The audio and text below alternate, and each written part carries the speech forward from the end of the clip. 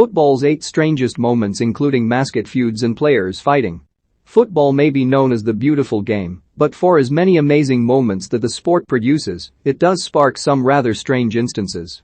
It can't always be slick passing and glamorous goal scoring, as other bizarre moments sometimes occur on the pitch and bring the headlines away from the match action. From funny moments to physical exchanges, there isn't much that the football fan hasn't seen, although the sport always seems to throw up random stories that catch the eye. Here, Daily Star Sport take a look at 7 strange moments that have occurred in football over the years. Wilfried Zaha has worked up quite the reputation as somewhat of a diver in football, but then again in this day and age, who isn't?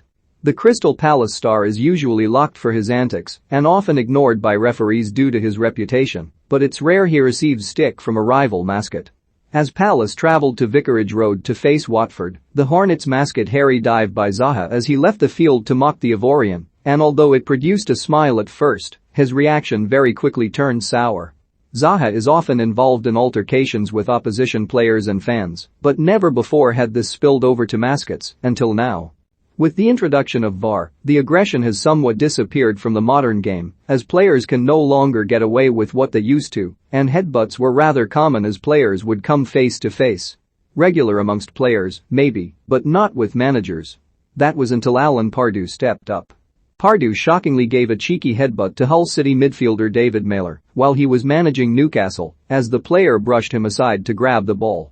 The boss was fined £100,000 for his actions and handed a 7-game ban after the freak incident on the touchline. Eric Cantona's flying kick is perhaps one of the most infamous moments in the Premier League, as the Frenchman turned on a fan in attendance at Selhurst Park in 1995.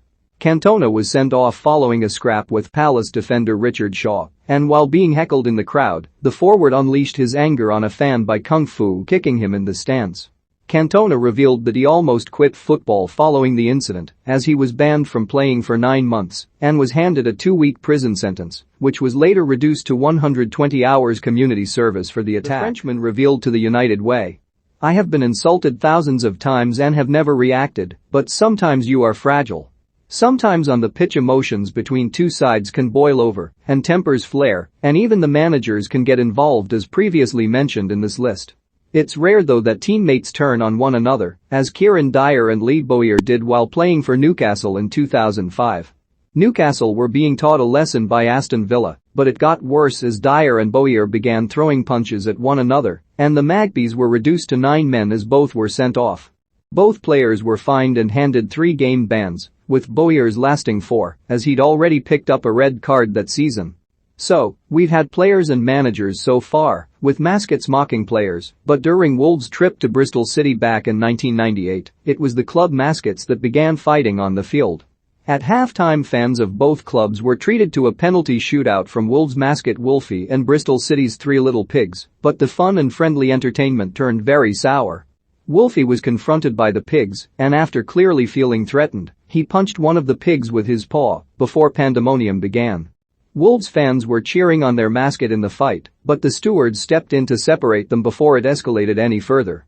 It isn't just Pardew that's been involved in an altercation with a player, as Nigel Pearson was in the thick of it against Crystal Palace midfielder James McArthur while in charge of Leicester. Unlike the Pardew incident, Pearson claimed that this was all a joke as he held down McArthur, who has accidentally collided with the Leicester boss on the touchline. Pearson proceeded to hold him down by the neck, but then broke into a smile as McArthur got up, although the Palace man failed to see the funny side at the time. The pair made up after the game, however, and joked about the incident over a phone call, according to McArthur.